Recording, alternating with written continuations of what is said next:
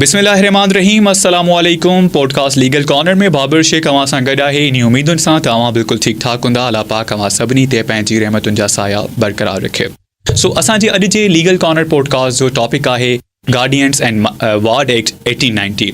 हीउ पाकिस्तान जो अहम एक्ट आहे जंहिंमें सभ खां वधीक जेका आहे त माइनर जी राइट्स ऐं माइनर जी जेका आहे त वेलफेयर जे लाइ वधीक कंसिडरेशन कई वई आहे।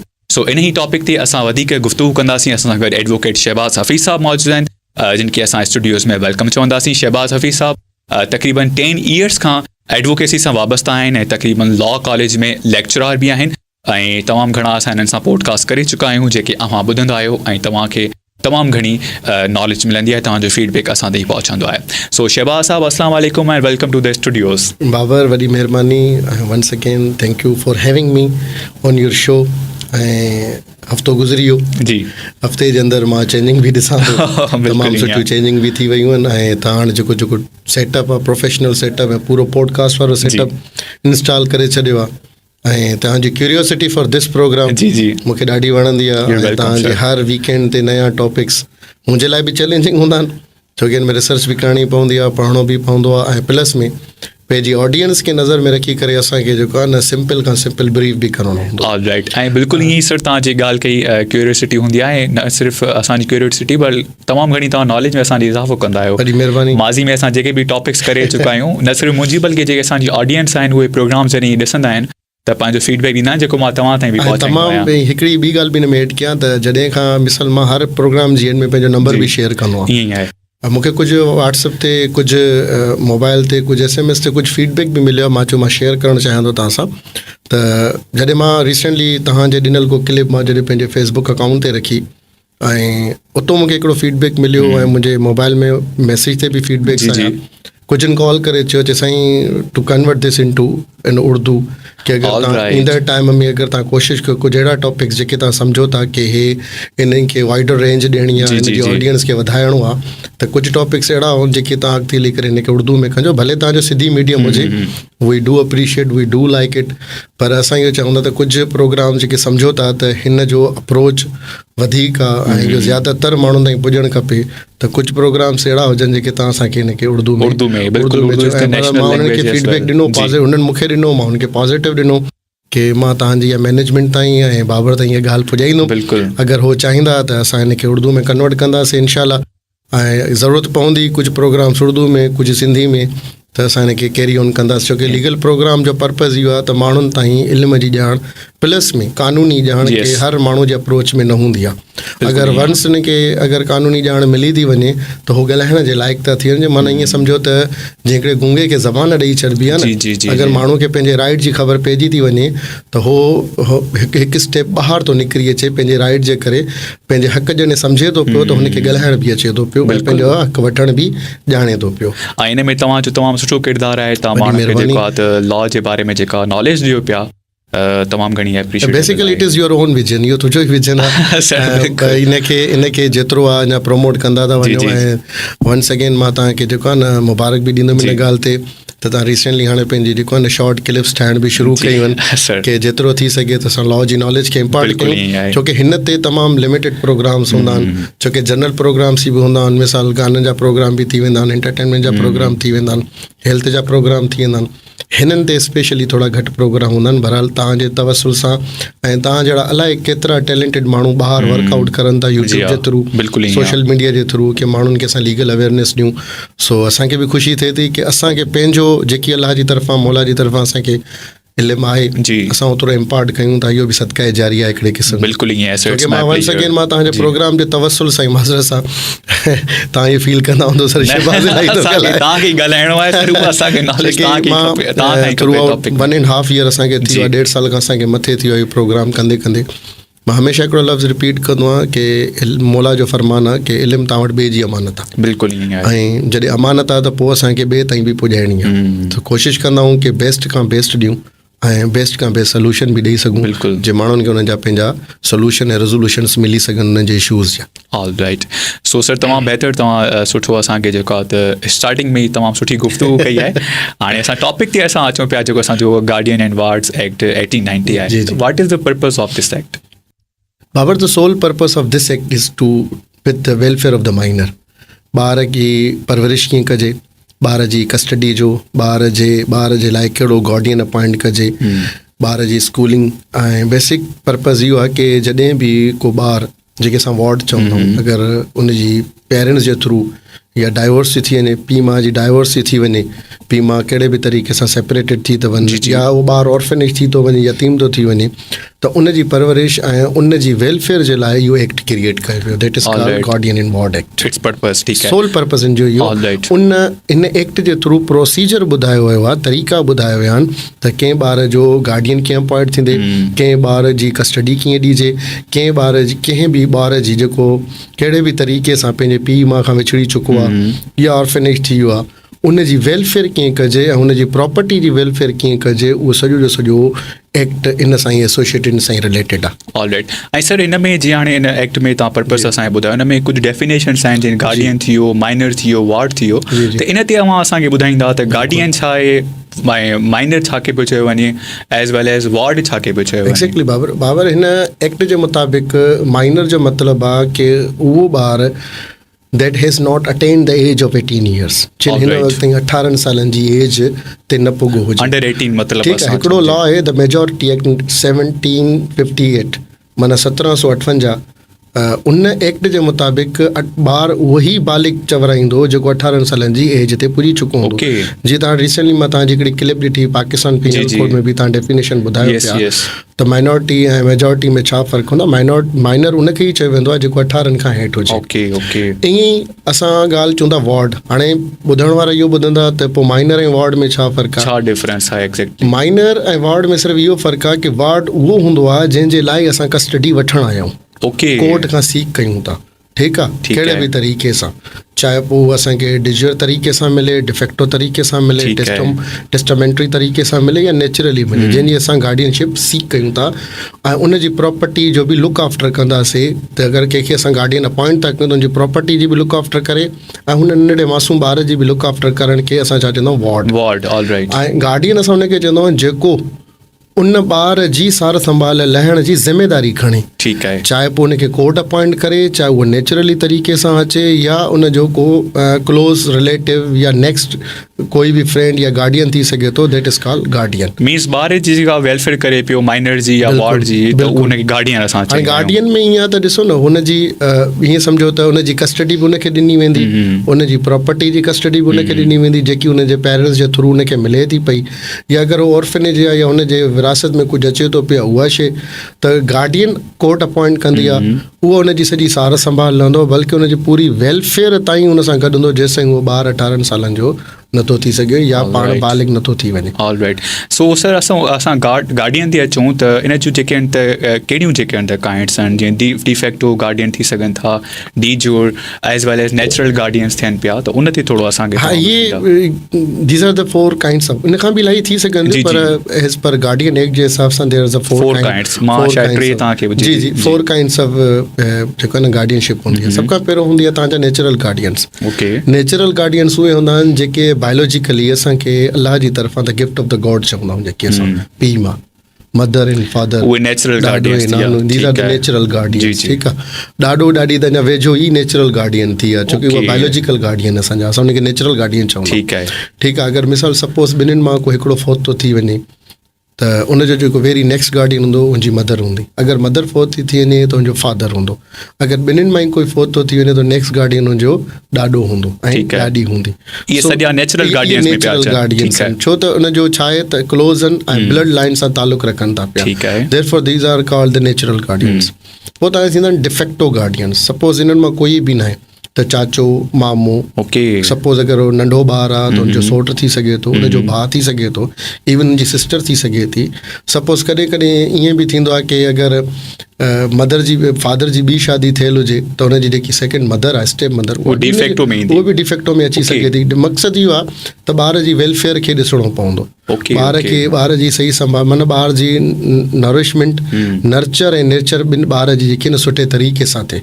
जेके असां नवरिशमेंट चवंदा आहियूं, पेट्रोनिक चवंदा आहियूं, सरपरस्ती ॿार जी सुठी थी सघे, हुनखे चवंदा आहियूं डिफेक्टो। उहो हुन में कोर्ट जी परमिशन वठण जी ज़रूरत न आहे, उहो पाण बि ऑटोमेटिकली हुनजा गार्डियन थी सघनि था, कस्टोडियन थी सघनि था पिया।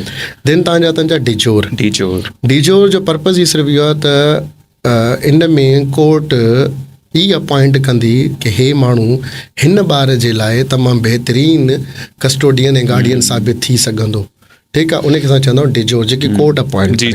देन there comes a testamentary guardian. Testamentary guardian इन जो मतिलबु आहे कि a person who has been appointed by the deceased parent या डिसीज़ नेचुरल गार्डियन, कि मुंहिंजी फोत थियण खां पोइ जेको फलाणो कंसर्न आहे, चाहे हुन में चाचो थी सघे थो, हुन में भाउ थी सघे थो, हुन में मदर थी सघे थी, सपोज़ ॾाॾो थी सघे थो, पीउ पंहिंजी हयाती में इहो विल लिखाए वञे, हिनखे असां टेस्टामेंट्री चवंदा आहियूं। माना विल जे थ्रू, कंहिं इंस्ट्रूमेंट जे थ्रू डिक्लेयर करे वञे त सपोज़ शहबाज़ ऐं सपोज़ बाबर या सपोज़ कोई बि मुंहिंजे ॿार जो हे ईंदड़ टाइम में जेको आहे न गार्डियन थींदो मुंहिंजे बिहाफ ते। हुन लाइ असां हिकिड़ो टर्म इस्तेमालु कंदा आहियूं पॉज़िटिव सेंस सां।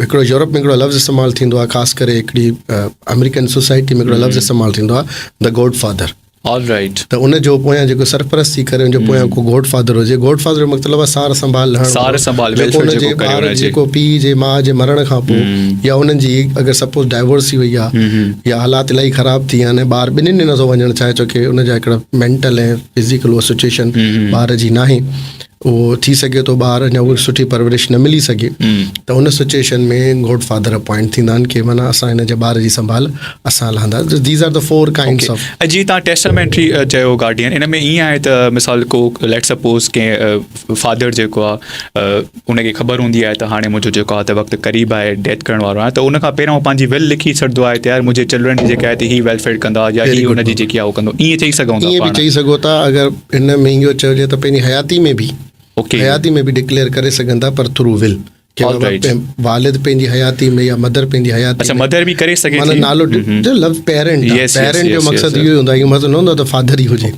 पेरेंट्स माना ॿ शयूं, माना फादर ऐं मदर मिलंदा त पेरेंट्स हटाईंदा, त ॿिन्हिनि मां कोई बि डिक्लेयर करे सघे थो मुंहिंजे मरण खां पोइ मुंहिंजे ॿार जी परवरिश हिन जे हवाले, ऐं मुंहिंजी तरफ़ां जेकी बि प्रॉपर्टी लेफ्ट थी आहे, जेकी ॿार ॾे वेंदी, ट्रांसफर थींदी, उन जी बि सार संभाल हे लहंदो।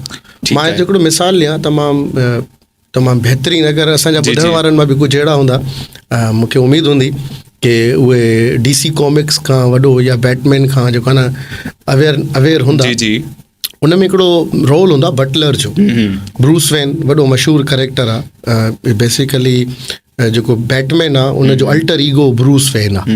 ब्रूस वेन जो अल्टर ईगो बैटमैन आहे। ठीकु आहे। त जॾहिं हो कंहिं बि तरीक़े सां या कुझु बि हालात ख़राब थी वेंदा आहिनि गोथम सिटी में, त हुनजा पेरेंट्स मारिजी वेंदा आहिनि। जॾहिं पेरेंट्स मारिजी वेंदा आहिनि त जेको बटलर हूंदो आहे उहो बैटमैन जी प्रॉपर्टी खां वठी करे, बैटमैन जी एजुकेशन खां वठी करे, ब्रूस वेन जी एजुकेशन खां वठी करे, जेसिताईं उहो पाण अची करे एडल्ट नथो थिए त उनजो बटलर ई सॼी सिचुएशन सॼी हुनखे संभालींदो आहे। त इन में ईअं सम्झो त बाय डिफेक्ट बि थी वियो, डिफेक्टो बि थी वियो, डिजोर बि थी वियो ऐं टेस्टामेंट्री गार्डियन बि अची वियो। त माना इन में उहो butler he plays the role of father, mother, teacher ऐं उनजो गार्डियन सॼो जो सॼो उहो रोल प्ले थो करे। त वॾो मिसाल आहे। अगरि असांजे ॿुधण वारनि खे सुठो लॻो, सम्झी विया हूंदा, टई कॉन्सेप्ट हिक में बि कन्वर्ट थी सघनि। अच्छा सर, ही जेको आहे त गार्डियन अपॉइंट केरु कंदो आहे? गार्डियन अपॉइंट करण जे लाइ पहिरियों त मां तव्हांखे डिफेक्टो जे चयो कोई बि थी सघे, वो डिफेक्टो अंडरस्टूड आहे, पेरेंट्स खां बाद में हुन जा ज़रूरत न हूंदी आहे। कॾहिं कॾहिं छा हूंदो आहे त असां कोर्ट जे थ्रू परमिशन वठंदा आहियूं त we want to be the guardian of that person. मिसाल कुझु केसिस अहिड़ा हूंदा आहिनि कि प्रॉपर्टी इलाही वारसनि ते मुश्तमिल हूंदी आहे, कुझु माइनर्स हूंदा आहिनि, कुझु मेजर हूंदा आहिनि। त सपोज़ अगरि मां बैंक जो ई मिसाल वठां, अगरि वार्ड जी असां प्रॉपर्टी जो ज़िक्र वठूं त 2 क़िस्मनि जी प्रॉपर्टी थींदी आहे। हिकिड़ी इमूवेबल प्रॉपर्टी थींदी आहे, हिकिड़ी मूवेबल प्रॉपर्टी थींदी आहे। सो इमूवेबल प्रॉपर्टी मां तव्हांखे ख़बर आहे घर, लैंड हूंदो, कोई बि प्लॉट हूंदो, हुनजी लुक आफ्टर ॿार जी करणी आहे, वठणी आहे असांखे, किथे मिसयूज़ न थी वञे या सेल आउट न थी वञे या मॉर्गेज ते न हली वञे या कोई पंहिंजे फ़ाइदे जे हिनखे रेंट आउट ते न ॾेई छॾे। सो ॿियो हूंदियूं आहिनि मूवेबल प्रॉपर्टियूं, जंहिंमें तव्हांजा बैंक्स थी वेंदियूं आहिनि, तव्हांजी ज्वैलरी थी वेंदी आहे, तव्हांजा बॉन्ड्स थी वेंदा आहिनि। ऐं उहे बॉन्ड्स सपोज़ लखनि में करोड़नि में आहिनि, त लाज़मी ॿार नंढा आहिनि जी, त जी। हुनजी वेलफेयर जे लाइ कुझु न कुझु त गार्डियन अपॉइंट थियणु खपे. सो कोर्ट में कोई बि माइनर जे लाइ वञी करे पंहिंजी गार्डियनशिप वठी सघे थो त बाबा जेसिताईं हीउ ॿारु वॾो न थींदो तेसिताईं मां हिन जी लुक आफ्टर कंदुमि, छो Okay. त मां हिन जो क्लोज़ ऐं नियर रिलेटिव आहे. उनमें Alright. कोई बि थी सघे थो पियो. मतिलबु कोर्ट जेको आहे कोर्ट अपॉइंट कंदी गार्डियन. दादी हाणे फादर एंड मदर बि हयात आहिनि, उन्हनि जा जेके पाण में जेके तालुकात सही न हूंदा आहिनि ऐं जेके आहिनि माइनर अक्सर जेको आहे त बेज़ार हूंदा आहिनि, त्यार असांखे न पीउ सां रहणो आहे न माउ सां रहणो आहे. मेंटल कंडीशंस मेंटल डिस्टर्ब थी वेंदी आहे न. इन सिचुएशन में जेको आहे त अव्हां छा जेको आहे त कहिड़ी रेमेडी ॿुधाईंदो उन माइनर लाइ ऐं एज़ वेल एज़ उन जा जेके गार्डियंस आहिनि? बाबर सभिनि खां जेको वर्स्ट डिसीशन आहे, जेको अल्लाह खे बि नापसंद आहे, उहो आहे कि अगरि कोई बि पेर डाइवोर्स वठे, सभिनि खां नापसंदीदा अमल जेको अल्लाह जी नज़र में आहे न, उहा तलाक. छोकी तलाक सिर्फ़ु ॿिनि पेरेंट्स जे विच में न थींदी आहे, ॿिनि ख़ानदाननि जे विच में थींदी आहे. ऐं ॿिनि ख़ानदाननि खां बि वधीक जेकी सेपरेशन थींदी आहे उहा ॿार जी थींदी आहे. जेको ॿारु सफ़र कंदो आहे मेंटली ऐं फिज़िकली, जेको ॿारु डिस्टर्ब थींदो आहे, उहा कंडीशन असां हर ॾींहुं कोर्ट में ॾिसूं था. फैमिली कोर्ट भरी पई आहे, जी जी, जेके असां वार्ड कोर्ट चवंदा आहियूं, भरी पई आहे. हर ॾींहुं एतिरी कंडीशन वर्स्ट हूंदी आहे जो ॿार अगरि पंहिंजे पीउ सां मिलणु अचनि था या माउ सां मिलणु अचनि था, हुन 2 कलाकनि में असां हुन जा जज़्बात निकिरंदे ॾिसंदा आहियूं. अच्छा. असां ॿारनि खे रोईंदे ॾिसंदा आहियूं, असां पेरेंट्स खे रोईंदे ॾिसंदा आहियूं, मदर खे रोईंदे ॾिसंदा आहियूं, ॾाॾनि खे रोईंदे ॾिसंदा आहियूं. कुझु कंडीशन्स अहिड़ियूं हूंदियूं आहिनि जो ॿारनि खे एतिरी त शदीद नफ़रत हूंदी आहे पीउ खां, त पीउ जी शक्ल ॾिसण बि पसंदि न कंदा आहिनि. कुझु वर्स कंडीशन अहिड़ियूं हूंदियूं आहिनि जो मदर खां वधीक केरु आहे, ठीकु आहे न. मदर जी जेकी गोद आहे उहा त हिकिड़े क़िस्म सां त यूनिवर्सल शेल्टर आहे. माउ जो यूनिवर्सल शेल्टर आहे बचे जे लाइ. पर मां उहा कंडीशन बि ॾिठी आहे जो ॿारनि जेके 8-9 सालनि जा या मैच्योर थियनि था थोरा, उन्हनि दरवाज़े ते घेरंद ई कोर्ट में चयो असांखे पंहिंजी माउ जी शक्ल ई न आहे ॾिसणी. एॾी कोई कंडीशन वर्स था करे छॾनि फैमिलीज़ पाण में मिली करे, त हुनजो अल्टीमेट जेको नुक़सानु थिए थो उहो ॿारनि ते थो थिए पियो. ॿार पोइ छा था ठहनि त असां न पीउ ॾे वेंदासीं न माउ ॾे वेंदासीं, त ॿार पोइ हिकिड़ो नयो रस्तो ॻोल्हींदा आहिनि जेके असां चवंदा आहियूं या ॾाॾो या ॾाॾी या नानो या नानी. ठीकु आहे, त असां हिननि ॾे वञणु पसंदि कंदासीं. एतिरी कंडीशन बि ईंदी आहे त ॿार चवंदा असांखे ऑर्फेनेज मोकिले छॾो, असां हेॾे न वेंदासीं, असां हेॾे न वेंदा, पीउ माउ ॾे न वेंदासीं, छो त असां बर्दाश्त नथा करे सघूं त असांजो अधु पेर पीउ ॾे पियो हुजे, अधु पेर माउ जे घर में पियो हुजे, छोकी ॿार जी ज़हनी तवाज़ुन जेको आहे हिते डिस्टर्ब थो थिए पियो ॾाढो. अच्छा, इन ते तव्हां उन्हनि पेरेंट्स खे छा जेको आहे इहा तव्हांखे जीअं मां शुरूआत हिन सवाल जी जीअं शुरूआत कई त अल्लाह खे नापसंदीदा अमल आहे तलाक ऐं सेपरेशन. मुंहिंजी सलाह इहा आहे त असां इन खां बि अॻु में पहिरों बि 1000 दफ़ा मां ॿुधाए चुको आहियां हिन तव्हांजे मीडियम जे थ्रू, ऐं पाण हिन ते 1 न 2 दफ़ा प्रोग्राम करे चुको आहियूं अल्टरनेटिव डिस्प्यूट रेज़ोल्यूशन जो. जी. जॾहिं बि अगरि अहिड़ी को सिचुएशन क्रिएट थिए त मां इहा ई सलाह ॾींदुमि त घर जा जेके वॾा भाती आहिनि, they must play the role of the mediator, इन मसइले खे रिज़ोल्व करनि. अच्छा, हिते अमूमन इहे ॻाल्हियूं चई वेंदियूं आहिनि त बाबा तव्हांजो ज़ाल मुड़ुस जो पंहिंजो आहे चकर, तव्हां असांखे विच में न आणियो. हिते कंहिंजो क़सूर आहे? इहो आहे बेसिकली सिचुएशन खां भॼणु. वॾा आहिनि, बेसिकली सिचुएशन खां भॼणु. सिचुएशन खां भॼिबो न आहे. इहे जस्ट वर्ड्स उन्हनि खे चईंदा असांजो वास्तो न आहे, तव्हां पाण में ज़ाल मुड़ुस आहियो. मूंखे जंहिं वजह सां कंडीशन अञा वर्स्ट थींदी वेंदी आहे, उन्हनि जा अञा जहिड़ा वधंदा वेंदा आहिनि. मां मौला रसूल पाक सल्लल्लाहु अलैहि वसल्लम जी हिकिड़ी हदीस ॿुधी हुई, मस्जिद में वेठो हुउमि, काथे ॿुधी, हिकिड़ी सुठी ॻाल्हि मूंखे वणी. जॾहिं मौला हज़रत अली खे जॾहिं चवंदा आहिनि कि अली सुम्हण खां अॻु में 2 माण्हुनि जे विच में दरमियान में फ़ैसिलो कराए सुम्हजांइ. त इहे बि माना हिकिड़े क़िस्म सां तुंहिंजे माना अॻिते वञण जा माना ईअं सम्झो माना तुंहिंजे बुलंदी जा माना अञा वधीक बुलंद मक़ाम ते पुॼण जा बि हिकिड़ा ज़रिया आहिनि कि अली 2 माण्हुनि जे विच में इस्लाह करे सुम्हजांइ. त इन मां अगरि मां नंढड़ो मिसाल वठां, हदीस त इलाही वॾी आहे, उन में क़ुरान पढ़ण जो बि ज़िक्र आहे, उन में पंहिंजो हे 2 माण्हुनि जे विच में या 2 धुरियुनि जे विच में इस्लाह करण जो बि ज़िक्र आहे. हदीस तमामु वॾी आहे, उन नंढड़ो टुकड़ो थो ॿुधायां. त इन मां मुराद छा आहे कि अल्लाह ऐं रसूल खे इहो अमल एॾो पसंदि आहे कि कोई माण्हू 2 धुरियुनि खे पाण में ठाहे. 2 धुरियुनि खे ठाहिण जो मतिलबु 2 फैमिलीज़ खे ठाहिण. 2 फैमिलीज़ खे ठाहिण जो मक़सदु आहे लाज़मी आहे त अगरि जहिड़ा न थींदा सुभाणे इन में ग़लति कम न थींदा. थी सघे थो जहिड़नि जे करे हालात ख़राब थी वेंदा आहिनि, 2 फैमिलीज़ पाण में विड़ी वेंदियूं आहिनि, जहिड़ा बि थींदा आहिनि, फुदकियूं बि थी वेंदियूं आहिनि, मार कुट ते बि माण्हू हलिया वेंदा आहिनि. बिल्कुलु. ज़रूरत पवे त अगरि कंहिंखे ज़रूरत पए इंटरफेरेंस करण जी त उहो इंटरफेरेंस करे त जीअं ॿ घर तबाह न थियनि, ॿ फैमिलीज़ तबाह न थियनि, जीअं उन्हनि जे ॿार बचनि ते को नुक़सानु न अचे ऐं उहे हिकिड़ी सुठी ऐं पीसफुल ज़िंदगी पंहिंजी अॻिते सफ़र ऐं गुज़ारे सघनि. सो दैट मीन्स तव्हां उन्हनि खे इहो ई मैसेज ॾींदा, स्पेशली जेके वॾा आहिनि, त उहे गैर ज़िम्मेवार न थियनि, ज़िम्मेवारी खां भॼनि न, ऐं जेको आहे न पंहिंजो किरदारु अदा करनि. जॾहिं ॾिसो न शादियुनि ताईं तव्हां अवेलेबल आहियो, शादियुनि में मौजूदु आहियो, मेहंदियुनि में मौजूदु आहियो, ढोलकियुनि में मौजूदु आहियो, हर शइ में. जॾहिं ॻाल्हि अचे थी हिननि खे सेटल करण जी त असांजो कमु न वञे, असांजो कमु न वञे, इहा that is a bad thing. कमु न वञे हिते तव्हांजो कमु आहे, दैट इज़ योर रिस्पॉन्सिबिलिटी. अगरि शादी कराइण बि तव्हांजी रिस्पॉन्सिबिलिटी आहे त शादी जे अंदरि थींदड़ जेके इशूज़ आहिनि उनखे रिज़ोल्व करण बि तव्हांजी रिस्पॉन्सिबिलिटी आहे. सो बिल्कुलु प्रोग्राम जारी आहे. हींअर असां हलंदासीं शॉर्ट कमर्शियल ब्रेक ॾांहुं. असां सां गॾु रहिजो. सो भलीकार हिकु भेरो ॿीहर प्रोग्राम लीगल कॉर्नर में बाबर शेख अवां सां गॾु आहे ऐं एडवोकेट शहबाज़ हफ़ीज़ साहब असां सां गॾु मौजूदु आहिनि. असांजो अॼु जो टॉपिक आहे गार्डियंस एंड वार्ड्स एक्ट 1890. कंदासीं शहबाज़ साहब. अॻाणे असां ॻाल्हि कई त अपॉइंट जेको आहे त गार्डियंस खे केयर करे पियो. तव्हां 4 काइंड्स बि ॿुधायूं, डिफेक्टो, डिज्योर, टेस्टामेंट्री ऐं चौथी कहिड़ी ॿुधाई तव्हां? Natural guardians. सो क्वालिफिकेशन्स हिननि जूं छा हुजणु घुरिजनि? हिननि गार्डियंस में कहिड़ियूं अहिड़ियूं ख़ासियतूं हुजणु घुरिजनि जेके उहे बतौर गार्डियन माइनर जा थी सघनि? जी, वेरी गुड क्वेश्चन बाबा. छोकी जॾहिं बि असां फैमिली कोर्ट में एप्लीकेशन दाख़िल कराईंदा आहियूं त 4 खां 5 शयूं आहिनि जेके कोर्ट पंहिंजे अंदरि सुपरविजन में रखंदी आहे. अगरि उन्हनि ॻाल्हियुनि ते अगरि कोई बि एप्लीकेशन ॾियण वारो जेको क्लेम थो करे, I want to be the guardian of that minor, उनमें कोर्ट इहे 5-6 शयूं ॾिसंदी. सभ खां पहिरियों कि उहो इल टेम्पर्ड न हुजे, बद इख़लाक़, बद मिज़ाज न हुजे. ॿियो, गुड करेक्टर्स हुजनि. ठीकु आहे. टियों, हुनजो को सेल्फ इंट्रस्ट न हुजे. सेल्फ इंट्रस्ट ईअं हूंदो आहे कि अगरि suppose any kind of property whether movable or removable has been left by the parent of the minor, ठीकु आहे, ऐं उहा प्रॉपर्टी ते उनजी नज़र न हुजे. ठीकु. सपोज़ जीअं मां तव्हांखे मिसाल ॾियां, अगरि रिमूवेबल प्रॉपर्टी आहे त उन में तव्हांजा घर बि थी वियो, तव्हांजो प्लॉट बि थी वियो, तव्हांजी एग्रीकल्चर लैंड बि थी वियो. मूवेबल प्रॉपर्टी इहा हूंदी आहे त सपोज़ किथे ज्वेलरी पई हूंदी आहे, किथे अकाउंट में पैसा पिया हूंदा आहिनि, किथे बॉन्ड जी शक्ल में पवंदे, छा हुनजी उन ते ईविल आई त न आहे, बुरी नज़र त न आहे. सपोज़ कोई अहिड़ो घरु आहे हुनजी गार्डियनशिप वठे थो पियो, गार्डियनशिप वठण खां पोइ ॿार खे त पाण सां राहे छॾी, पर घर किराए ते ॾेई छॾी. उन मां जेको बि कुझु मिले थो उहो पाण वटि रखे थो. या अहिड़ो प्लॉट आहे उहो लाइसेंस ऐं लीज़ ते त न ॾेई छॾी त बाबा हिनखे तव्हां हाली टेम्पररी यूज़ कयो, उन मां जेको बेनिफिट मिले उहो पाण वठे. ठीकु.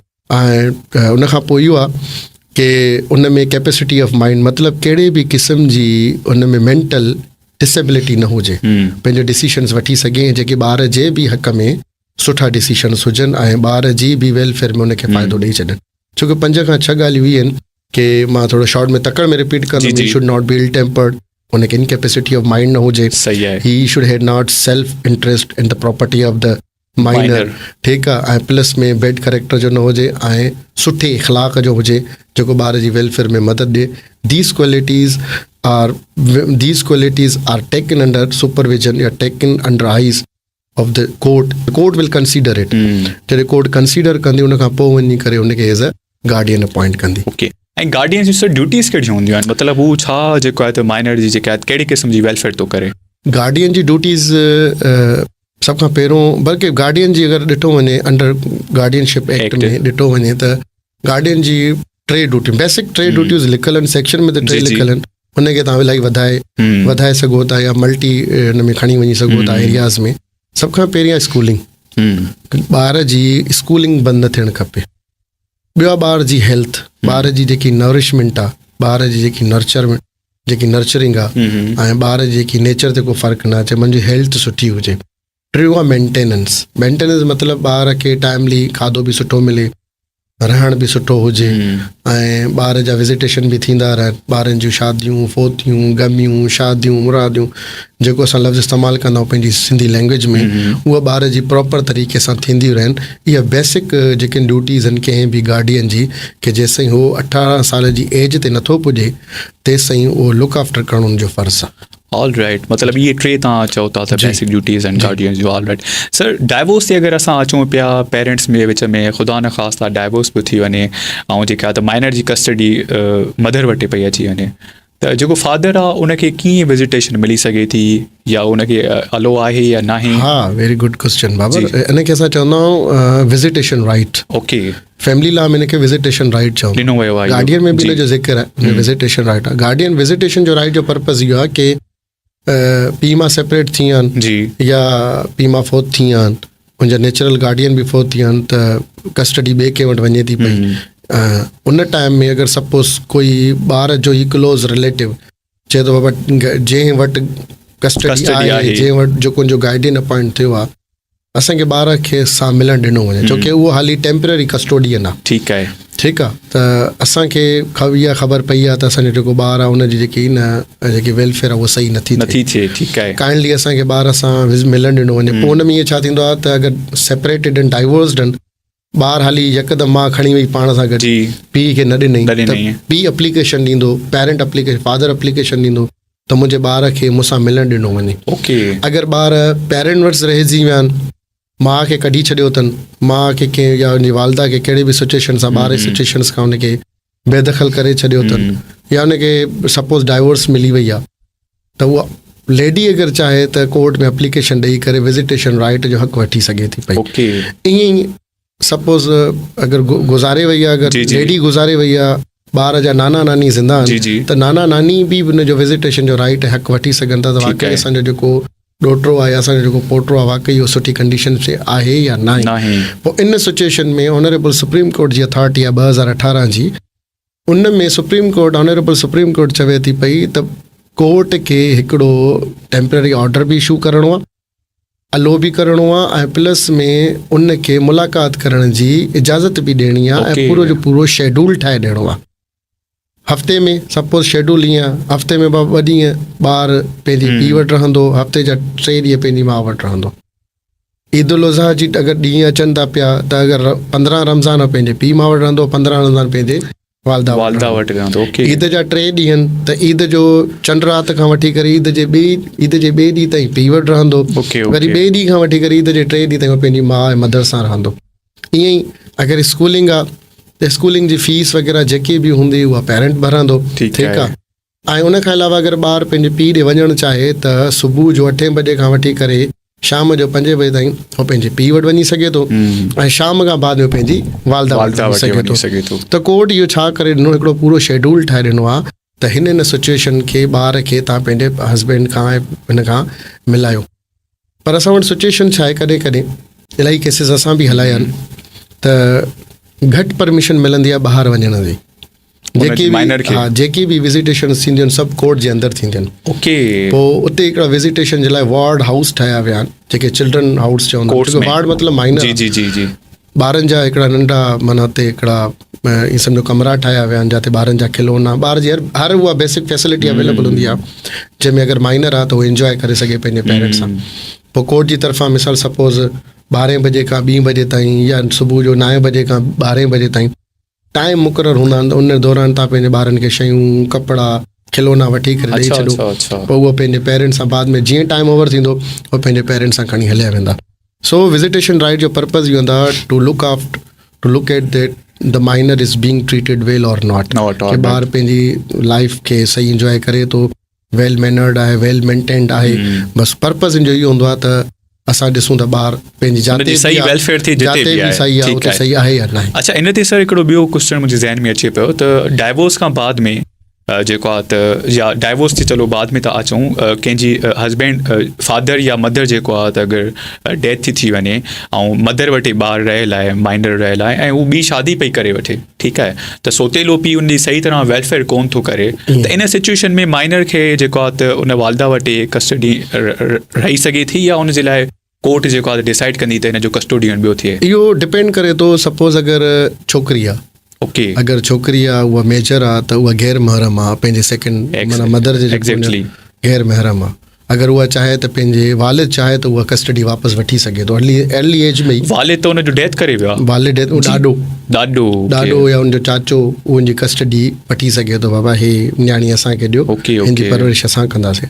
ॿी सिचुएशन में जेकॾहिं कोर्ट कंसीडर करे थी पई, जीअं असां ॿुधायासीं क्वालिटीज़ असां ॿुधाईसीं त छा क्वालिटीज़ हुजणु खपनि, अगरि कोर्ट कंसीडर करे थी ठीकु आहे न, it is observing that Yes under the I of the law के अगरि असां मदर आहे हुन ॿी शादी कई आहे पर स्टिल उहो हुनजी सुठी परवरिश करे सघे थो पियो त पोइ हुनखे कोर्ट खे एतिराज़ न हूंदो आहे अच्छा त बाबा मदर राज़ी आहे, मुंहिंजो जेको सेकेंड हस्बैंड आहे उहो राज़ी आहे, बाबा तव्हांजी न्याणी खे पंहिंजी न्याणी वांगुरु रखंदो, त अल्टीमेट पर्पज़ छा आहे हिन एक्ट जो, to welfare of the minor. Okay okay जेसीं ॿार जेसीं उहो एडल्ट थी थिए या एडल्टहुड खां पोइ उनजा पंहिंजा डिसीशन्स आहिनि, हुनजी स्कूलिंग प्रोवाइड करनि था पिया, हेल्थ हुननि जी सुठी रखनि था पिया, उन्हनि जी छा चवंदा आहिनि इहो मेंटेनेंस हुन अगरि ॿार जी सुठी आहे त हुन खां बेस्ट ऑप्शन ॿार लाइ त कुझु न आहे, छोकी sole purpose of the this act is for the welfare of the ॿार। ई ॿार खे हर तकलीफ़ खां बचाइणो आहे, ठीकु आहे, ॿार खे सुठी परवरिश ॾियणी आहे, the sole purpose of this, चाहे जिते बि हुनजी कस्टडी हुजे। पोइ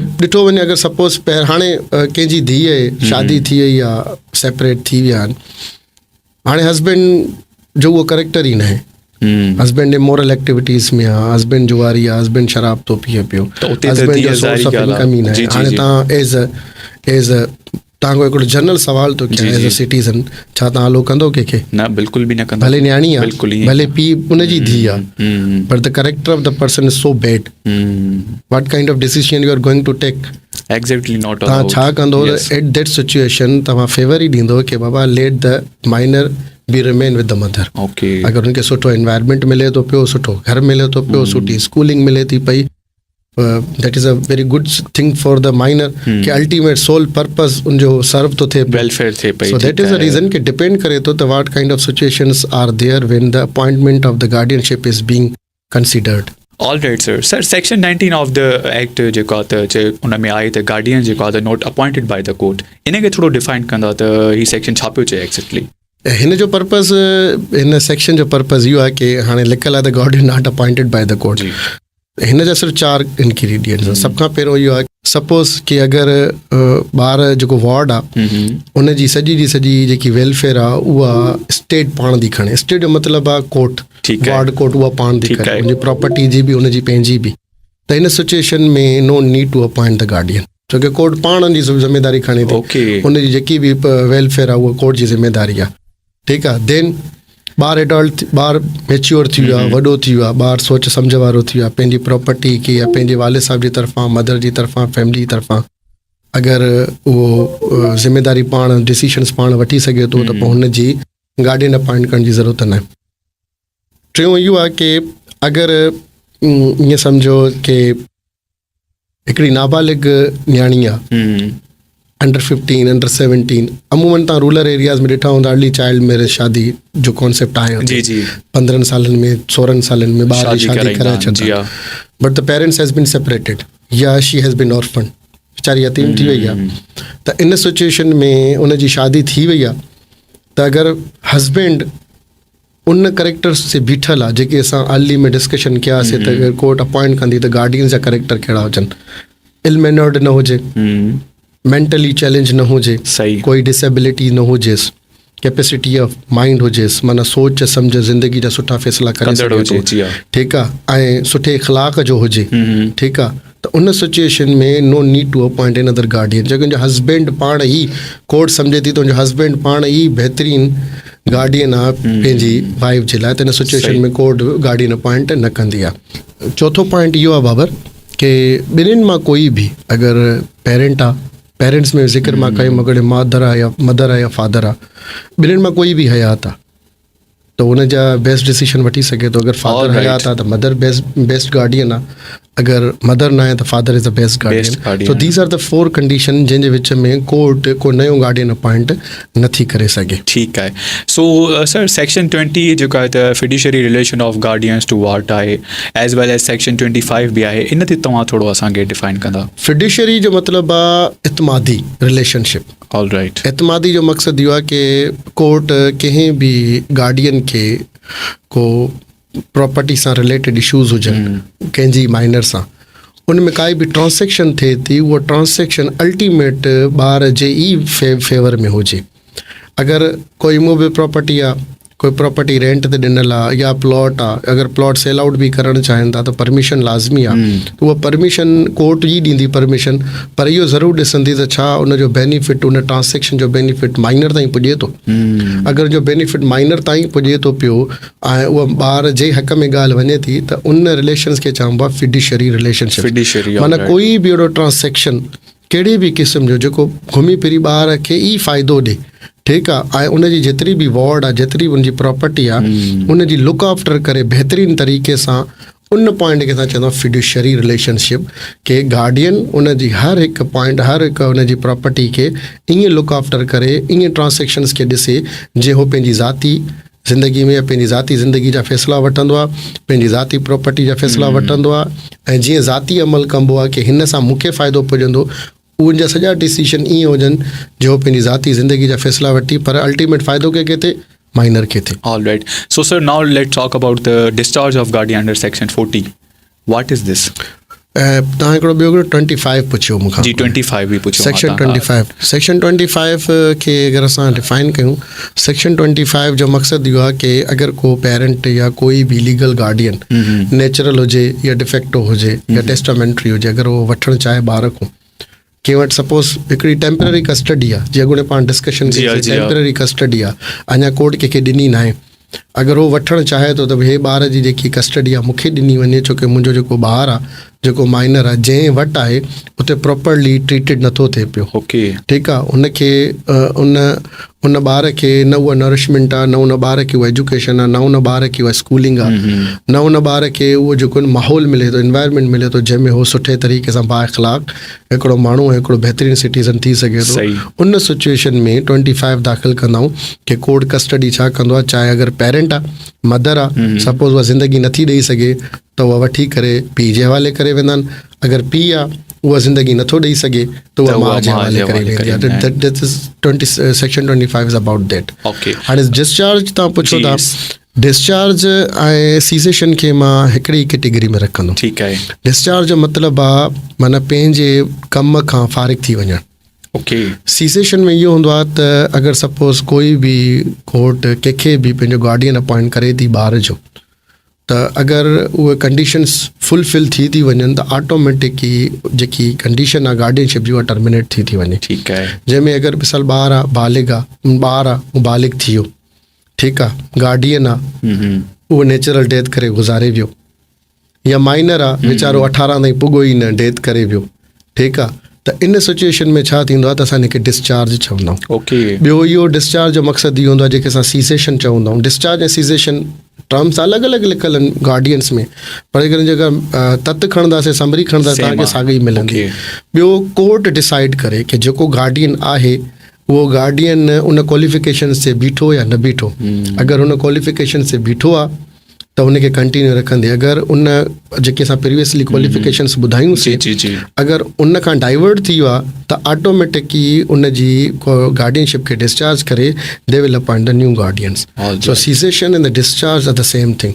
बाक़ी रही तव्हांजी removal of the guardian, removal of guardian में ईअं सम्झो कि माइनर आहे, उन ते ज़ुल्म कयो थो वञे, माइनर कंप्लेन करे थो, मूंखे पढ़ाई जी जॻह ते मूंखां जेको आहे न ॿिया ग़लति कम था वरिता वञनि, ठीकु आहे। सपोज़ अगरि असां पंहिंजी माहौल जी रियलिटी अगरि असां माहौल में थोरो ॻाल्हायूं, हूंदो न, मूंखे नथो लॻे ईअं न हूंदो, अलाह करे ईअं न हुजे।